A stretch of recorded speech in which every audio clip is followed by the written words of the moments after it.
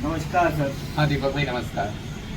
जी sir, आपातकाल emergency शब्द आते ही रूह कांप जाती है जब कई दास्ताएं लोगों के सामने आती है। जैसे बांसवाड़ा जिले की बात करें तो यहाँ हमने देखा था पूर्व विधायक नवनीत लाल मीनामा घाटोल वाले है ना, किस तरीके से उनके साथ अत्याचार किए गए थे, उनके घर पुलिस दे दी गई थी। किस तरह से ये हम दर्शकों को बता सकते हैं, लेकिन आपसे जानना चाहते हैं क्योंकि आप खुद उस आपातकाल में बड़ी विषम परिस्थितियों से निकले, तो कैसा था सर वो काल?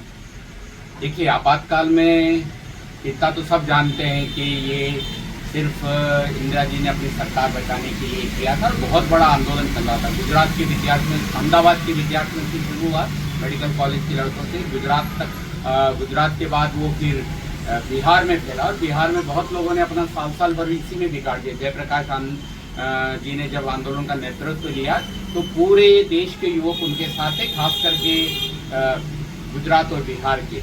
और आंदोलन बहुत ऐसा था कि सरकार के लिए सरकार चला पाना मुश्किल था। भ्रष्टाचार के खिलाफ था वो आंदोलन और लोग दुखी हो गए थे, महंगाई इतनी हो गई थी। तो ऐसे टाइम में क्या हुआ कि हाईकोर्ट का फैसला आया, कहाँ की अपने इलाहाबाद हाईकोर्ट का फैसला आया। जो इंदिरा गांधी का चुनाव था, राजनारायण जी ने उनके खिलाफ लड़ा था और वो फैसला ये आया कि भाई इन्होंने भ्रष्टाचार के साधन काम में लिए, इसलिए चुनाव निरस्त किया जाता है और अगले 6 साल तक चुनाव लड़ने के योग्य नहीं रहेंगी वो। और पर वो सुप्रीम कोर्ट हाईकोर्ट की जो न्यायाधीश थे जगमोहन लाल सिन्हा, उन्होंने इतना वो रखा कि आखिर प्रधानमंत्री के खिलाफ है तो भाई के 10 दिन तक मैं इसको पोस्टपोन रखता हूँ, सस्पेंड रखता हूँ, तब तक आप सुप्रीम कोर्ट में जाना चाहें तो चली जाए, वहाँ से उसके ले लें। तो इंदिरा गांधी ने तुरंत सुप्रीम कोर्ट में जाके वो 10 दिन का फायदा उठाया। पर उन्होंने अपने वकीलों से पूछा तो लगा ये कि ये जो फैसला है बहुत तथ्यों पर आधारित है, सुप्रीम कोर्ट के वकील जज भी इसको बदल नहीं पाएंगे। तो उन्होंने देश में आंतरिक अशांति के नाम पर एक आपातकाल लगाया। आपातकाल तो उस समय लगा हुआ था, उसके पहले कहाँ पाकिस्तान का युद्ध हुआ था ना, तो वो इमरजेंसी हटी नहीं थी। तो लोगों को जिस दिन लगी घोषणा हुई तो हमारे देशों को आश्चर्य भी हुआ कि ये क्या इमरजेंसी, पर वो इमरजेंसी उन्होंने आंतरिक बात अशांति की बात पे लगाई और किया। तो पूरे देश में तो बहुत जगह अत्याचार हुए। जी जी जी, पर थोड़ा सा चाहूंगा कि उसमें और उसमें क्या अंतर है जो तो पाकिस्तान के साथ युद्ध में इमरजेंसी थी और इसमें? उसमें तो ये था कि आम आदमी पे कोई नहीं था, विरोधी दलों पे कोई नहीं था, कोई देश विरोधी उसमें सम्मिलित होता तो उसको लिए था कि वो फिर अदालत में जाए और उसको गिरफ्तार नहीं कर सके बिना सबूत और परेशानी हो, तो उसमें कोई जनता को परेशानी नहीं थी। पर ये तो अपने विरोधियों को दबाने के लिए, जो अपना विरोध कर रहे हैं उनकी आवाज दबाने के लिए किया गया था। तो इसमें तो बहुत फर्क था। उस आपातकाल से तो कोई तकलीफ नहीं थी। तो इस आपातकाल में पूरे देश में तो ईमानदारी से कहें कि बहुत ज्यादा, कई जगह तो बहुत अत्याचार हुए, पर अपने राजस्थान में मैं कहना चाहूँगा हरदेव जोशी जी ने विशेष अत्याचार नहीं किए। बहुत लोग गिरफ्तार किए, जेलों में डाले, पर किसी को परेशान नहीं किया। अपने बांसवाड़ा से भी कई लोग गए थे, राधेलाल जी गए थे, अपने किशोर श्रीमाल के पिताजी, वो तो कोई तंग नहीं किया। उनकी पत्नी की हालत खराब थी तो बीच में छोड़ा भी था। ऐसे केशव चंद्र जी थे तो केशव चंद्र जी को भी कोई वो नहीं किया परेशान। बीच में उनकी डॉटर बीमार हो गई थी या वो बीमार हो गई थी, RNT मेडिकल कॉलेज में भर्ती रहे, तो वहाँ भी सब सुविधाएं थी। लेकिन अपने बांसवाड़ा जिले में जैसा आपने बताया, नवनीत लाल जी नीलामा जो उस समय नकजी भाई के नाम से ज्यादा प्रसिद्ध थे, है ना, लोग वही जानते, उनको बहुत तंग किया। और उसके पीछे क्या था कि उनको जब गिरफ्तार करने पुलिस पहुंची तो उन्होंने ढोल बजा दिया और आसपास के लोग इकट्ठे हो गए, उन्होंने पुलिस को मार के भगा दिया अपनी सुरक्षा की। तो पुलिस वालों ने अपना स्वयं का बदला लेने के लिए उनको बहुत पीटा। वो तो वही आदमी मजबूत शरीर का था तो जीवित रहा। और क्या किया, अभी मुझे बाद में भी बताया कि उनको जब मीसा में गिरफ्तार करके उदयपुर ले जा रहे थे जेल में, तो बीच में अपना कीरवा का घाटा आता है, वहाँ उनको खुद पेशाब करने उतरे और इनको भी मोटिवेट किया, जा तेरे भी पेशाब करना तो कर या। लेकिन पता नहीं उनको सद्बुद्धि आई और तो वो उतर कर गए नहीं तो बाद में पता चला कि पुलिस का तो उनको एनकाउंटर करके मार देने का था कि ये भग के जा रहा था, तो हमने तो इसलिए गोली चला के मारा। तो बांसवाड़ा जिले में नवनीत लाल जी नीलामा ने बहुत कष्ट सहे। बाकी लोग भी गिरफ्तार रहे, कुछ तो तुरंत हो गए, पहले आधी रात को गिरफ्तार कर लिया 25 जून को, कुछ नहीं मिले। जैसे मनफूल जी जो अपने RSS के प्रचारक थे उस समय यहाँ, वो नहीं गिरे, वो बहुत समय तक अंडरग्राउंड रहे उसमें कहते हैं। और बाद में उनको करीब 6 महीने बाद 6-7 महीने बाद यहाँ पे गिरफ्तार किया भारत माता मंदिर में। वो थे सवेरे 5 बजे पुलिस आई, उसके पहले रात से घेरा डाल रखा था और 5 बजे गिरफ्तार कर लिया। जी मैं एक चीज़ और जानना जी। चाहूँ क्योंकि आप साहित्य जगत से भी जुड़े, जी। तो लेखन पर भी पाबंदियाँ जी। थी, क्या था वो? लेखन पर बहुत पाबंदियाँ थी। उसमें तो ये था कि प्री सेंसरशिप शुरू हो गई थी, तो बहुत से अखबारों ने शुरू में तो थोड़ा अपना जमीर दिखाया, संपादकीय का पृष्ठ खाली रखा, कुछ नहीं किया, और उसमें थोड़ा बहुत भी इमरजेंसी का विरोध करने का जिसका टोन था वो इंडियन एक्सप्रेस का था, गोयनका साहब के, वो बराबर नहीं झुके। टाइम्स ऑफ इंडिया में भी क्या अलग अलग संपादकों पे डिपेंड है, कुछ दिन तो उन्होंने अपने संपादकीय खाली रखे इस विरोध में कि उसमें क्या था कि सरकार रात को, पहले 25 जून की तो रात को जहाँ पे ये दिल्ली के अधिकतर अखबार छपते थे, कौन सा एरिया उनके नाम ध्यान नहीं, वहाँ की लाइट वो बंद कर दी और अगले दिन के अखबार तो छपे ही नहीं, और सवेरे भी छपे तो थोड़ी बहुत खबर ही छपी, उसमें आपातकाल क्यों लगाया और कोई उस पर नहीं था। सारे नेता भी अटल जी से लगा करके उस समय जो और थे उनको भी गिरफ्तार कर लिया था। फिर पर कुछ कुछ अखबारों ने उसके बाद भी किया था, और मुझे बहुत अच्छे से यार एक मासिक पत्रिका निकलती थी, कहानी की पत्रिका थी वो, सारिका, किसकी थी वो संपादक, उसके मैं अभी नाम ध्यान नहीं कर रहा, 2-4 संपादकों के नाम बोलो आप। तो उसमें अब क्या था कि वो सेंसरशिप करनी थी, उसको बंद भी नहीं कर सकते थे, पूरा अंक ही नहीं, और वो थोड़ा कम्युनिस्ट माइंडेड था, तो उसमें बहुत रोजगार के लिए, भ्रष्टाचार के लिए, युवाओं के लिए बहुत सारी कहानियां थी, पर वो कहानियां इससे प्रेरक थी। तो वो मैंने देखी, छप के बाजार में तो आने थी सेंसरशिप के बाद, पर एक एक कहानी में 20-20 जगह उस पर काली शाही पोत रखी थी। तो आप मतलब बहुत दिमाग हो आपका, वैसी सोच हो तो आप समझ सकते हो, बाकी कहानी का कोई मतलब नहीं। और उसके बाद तो सेंसरशिप थी सही, सेंसरशिप के खिलाफ कुछ कर नहीं सकते, क्योंकि तो एक जो आपातकाल था तो कितने लोग एक दूसरे से चर्चा कर सकते हैं या 5 से नहीं, खुले में इतने लोग तो इकट्ठे ही नहीं हो सकते थे, रेडियो पे कुछ आता ही नहीं था, प्राइवेट टीवी चैनल थे ही नहीं, एक अखबार ही उस समय माध्यम था चर्चा का। अखबार बिल्कुल चुप थे, कोई नहीं कर सकता था अखबार में। इवन बहुत अखबार 6 महीने बाद चालू हुए, कोई साल भर, जिनको पहले बंद ही कर दिया जैसे 5-6 जन ने, कोई 6 महीने बाद, तो वो उस समय कोई खबर नहीं छपते थे। अटल जी का नाम देना ही होता ना, क्योंकि उनका अखबार था, तो अटल जी के पेट में अल्सर है और उनको खाने पीने का ध्यान रखने का डॉक्टर ने बोला। इससे ज्यादा सरकार की उसके खिलाफ कुछ नहीं कर सकते। और बहुत से कलम बेचने वाले पत्रकार भी थे जिन्होंने फायदा उठाया, उन्होंने खूब लिखा, उन्होंने ऐसा मतलब कि देखो देश के प्रधानमंत्री चुनी हुई प्रधानमंत्री है और ये कलम किसको जज हैं, कोर्ट में बैठ के ये उसके खिलाफ फैसला दे रहे हैं, तो ये गलत है।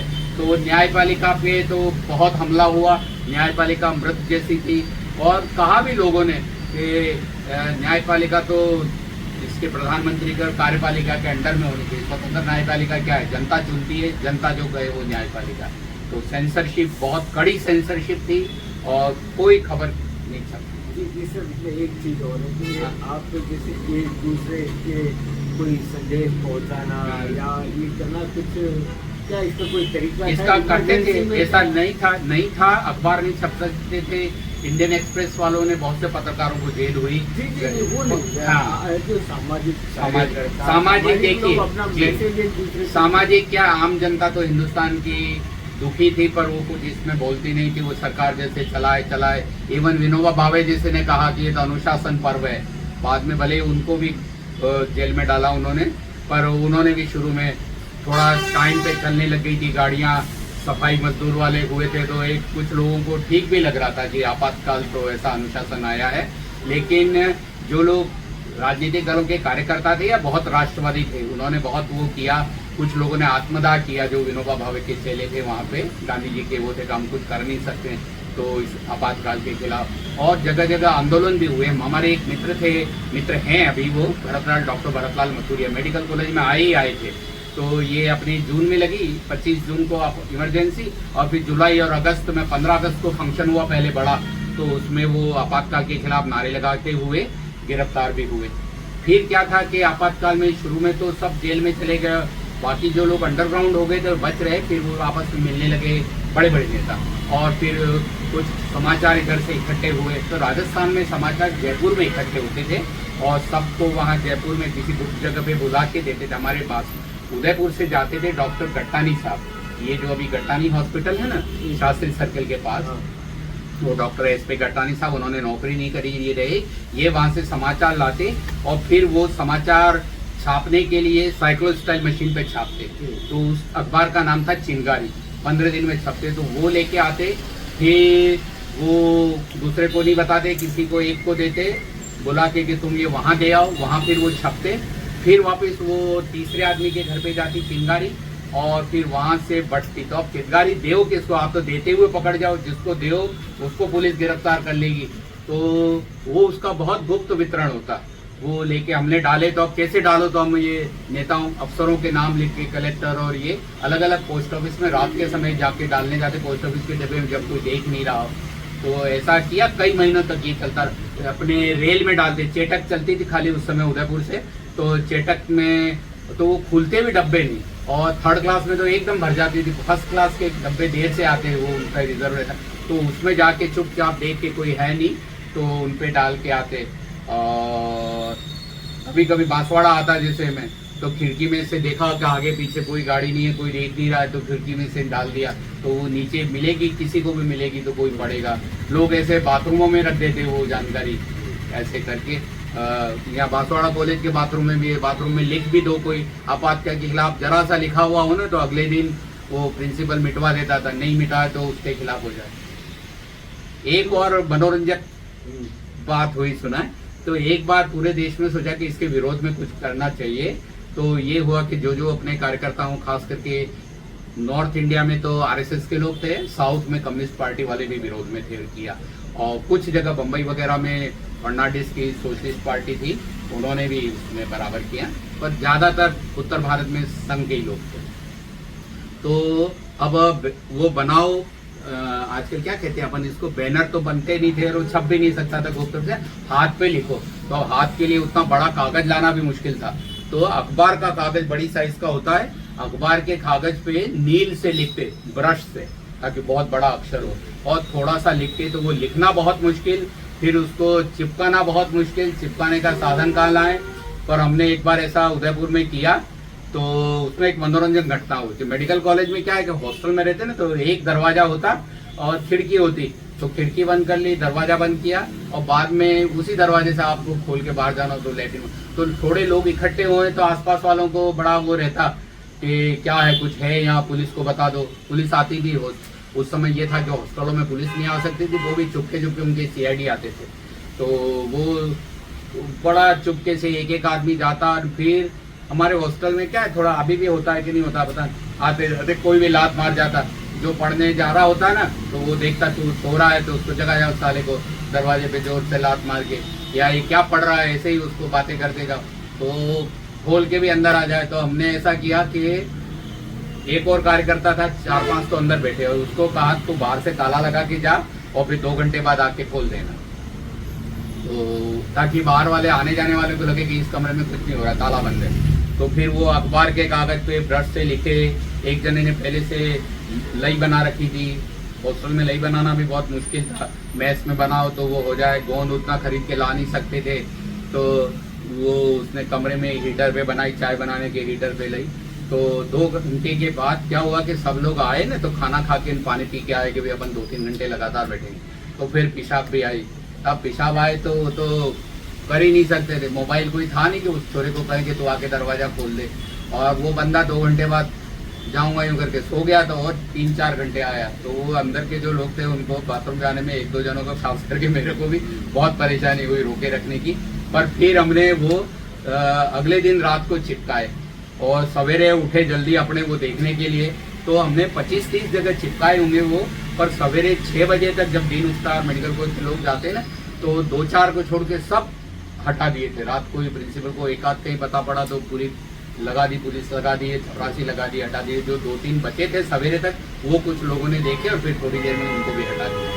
तो ऐसा बहुत ही है। अब आज की तारीख में जिस तरीके से इस दिवस को मनाया जा रहा है, तो उसके पीछे क्या मंशा नजर आती है आपको? आज की तारीख में तो 2 मंशाएं हैं। एक तो देश के नौजवानों को पता चलना चाहिए कि हमने आपातकाल भुगता था, और आपातकाल में कई लोगों ने अपनी जान भी गंवाई, कितने लोग मरे थे, जेल में भी मरे, है ना। और दोबारा आपातकाल नहीं लगे, इसे सबको पता रहना चाहिए।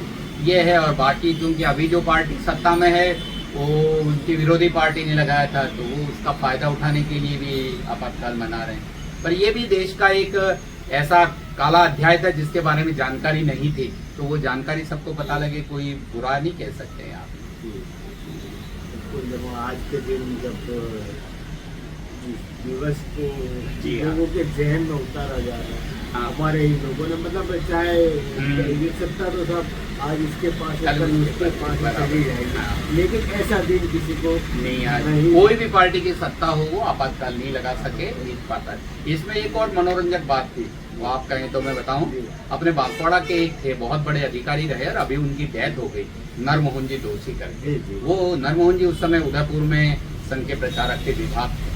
तो एक दिन वो घबराए गए, वो हॉस्टल में मेरे कमरे में आए, 30वीं मंजिल पे मेरा कमरा था मैन बॉयज में, कि मैं पीछे उधर पुलिस पड़ी है, मेरा गुप्तचर है और तुम ये मेरे को कपड़े दूसरे दो। तो मैं उनके कपड़े जो उनका नेकर था मैं वो रख लिया और अपने कपड़े बुशर्ट पैंट नहीं उनको दी। तो हमारे यहाँ एक कलेक्ट्री के सामने से छोटा सा गेट है, उस समय थोड़ा मेडिकल कॉलेज का रुतबा था कि पुलिस और सीआईडी बिना प्रिंसिपल के पूछे अंदर नहीं आ सकती थी, तो वो बाहर खड़ा रहा और अब ये अंदर आकर के और फिर दूसरा दरवाजा जो हॉस्पिटल का उधर अपने दिल्ली गेट नहीं चेटक की तरफ जाता है, उधर से निकले वो। तो उन्होंने देखा कि एक आदमी फिर उनके पीछे पीछे आ रहा है, तो वो आगे गए, बस में बैठ गए, एक में नाथद्वारा जाने वाली में, बीच में वो उतरे एकलिंग जी पे, तो वहाँ देखा वो आदमी भी उतर गया। तो फिर आगे वो उनको पता लग गया नरमन जी को कि ये है, फिर वो आगे उतरे, नाथद्वारा में उतरे। नाथद्वारा में बस स्टैंड के पास एक ऐसी होटल थी, अपने यहाँ भी पहले थी आप जानो तो, इधर से भी सड़क है और पिछवाड़े जो उनके रसोई होती है, नौकर वो कप वप धोते ना, उधर भी गली होती कोई, तो वो इधर से एंटर होके उधर से निकल गए। तो अब वो सीआईडी सामने एक ही था आदमी, तो वो सामने ही नजर रखता रहा, पीछे नहीं नजर यूं करके वो छूट गए और फिर कहीं और गए और फिर वापस उदयपुर आ गए। तो वो बड़े खुश थे कि देखो अपन ने सीआईडी को चकमा दिया और बच गए आगे। पर बाद में पता पड़ा उस सीआईडी वाले ने कहा कि तुम्हारे तो अक्कल है नहीं, वो ऐसी बुशर्ट पहन के आए थे तुम जैसे आपने पहन रखी या मैंने ऐसी पहना, मैं चौकड़ी वाली बुशर्ट है, ये इस तरह की थी, मेरे पास फोटो भी है अभी तक का, कि वो बुशर्ट पहनी थी। तो उससे तो हमको बहुत आसानी थी, हम तो हमारे पास तो वो रहता है वॉकी टॉकी, आगे से आगे वाले को कह देते कि ये आदमी ऐसी बुशर्ट पहन के आ रहा था। तो आगे से कभी ऐसे निकलो ना तो ये भैया ने पहन रखी, ऐसे कलरलेस पहचान भी नहीं आया, दूर से देखे नहीं, ऐसे पहचाना करो। ठीक है, चलो सर, कुल जमा यही है कि देश की स्वतंत्रता बरकरार रहे, लोकतांत्रिक प्रक्रिया है, हमारा संविधान है, हम उसके ऊपर चलते रहे, लेकिन कानूनों का कानून का राज होना चाहिए और कानून का ही राज हो। तो सर आपका बहुत बहुत धन्यवाद, और मुझे विश्वास है कि आज की जो पीढ़ी है आपके संदेशों को समझने का प्रयत्न करेगी और कोई दिन ऐसा नहीं आए कि हम एक बार फिर आपातकालीन। बिल्कुल सही बात है, ऐसा दिन फिर भगवान अपने को नहीं दिखाए और भारत में कभी नहीं आए। ठीक, धन्यवाद जी, धन्यवाद।